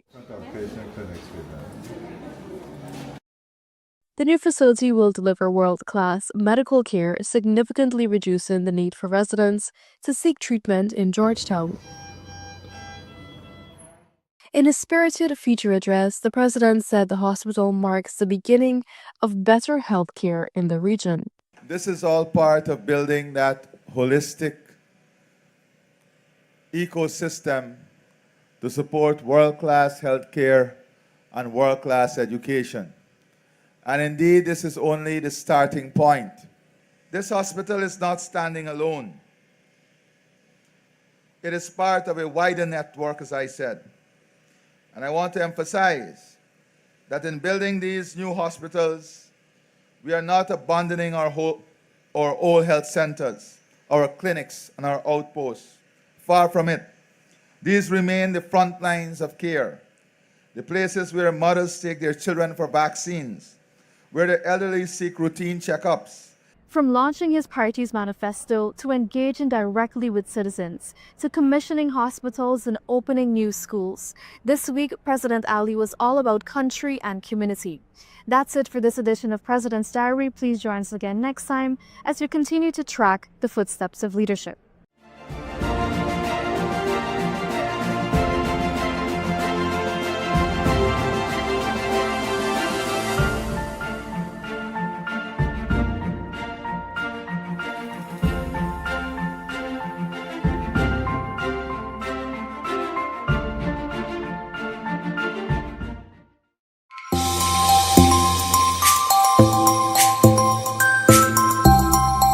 Over 2,000 land titles will be distributed during this year's edition of the International Building Expo. The event is slated for August 14 to 17 at the Guyana National Stadium. Minister within the Ministry of Housing and Water, Susan Rodriguez, on Friday visited the area. She assured that the ministry is working overtime to ensure all titles are prepared for distribution over the 4 days. This expo, we wanted to focus primarily on the title distribution because the process is not completed until allottees receive their title. And that is something that we have been pressing on, especially in the last year, to help those 50,000 families who we've allocated. We want to get a title in their hands. To date, over 18,900 titles have been processed. Over 11,500 have been distributed. At the expo, there will be 380 booths. Already, 365 have been occupied. Only 15 spots are available. Themed The Road to Success, Guyana 2030 and beyond, the expo will attract 28 international companies.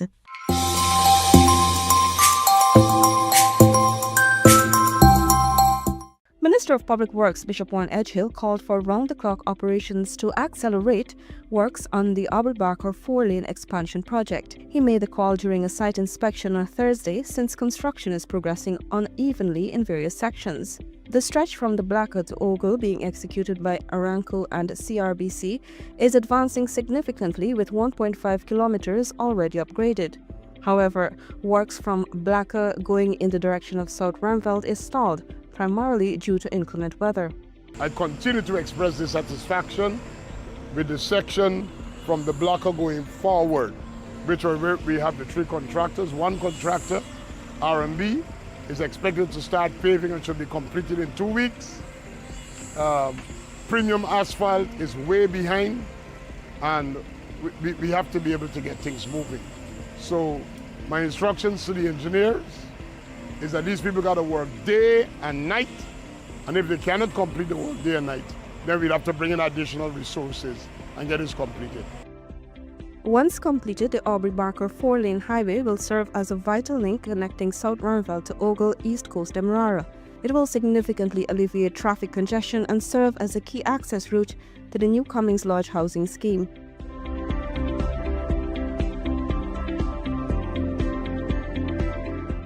No more must nursery-age children share the same school with primary school pupils in Batavia in Region 7. Why? Because a $38.9 million nursery school was commissioned in the Riverine community on Thursday. Minister of Education Priya Manikchan opened the school. She told the attendees that the new learning space illustrates the government's dedication to improving access to quality education. So we just commissioned the Batavian Nursery School. The Batavia Primary School was opened in 1998, and this is the first nursery school for the village. She affirmed that children will receive the same educational resources regardless of their location in the country. This includes textbooks, cash grants, new and upgraded schools, and more trained teachers. Hinterland education is doing far better, and you're going to see the results shortly.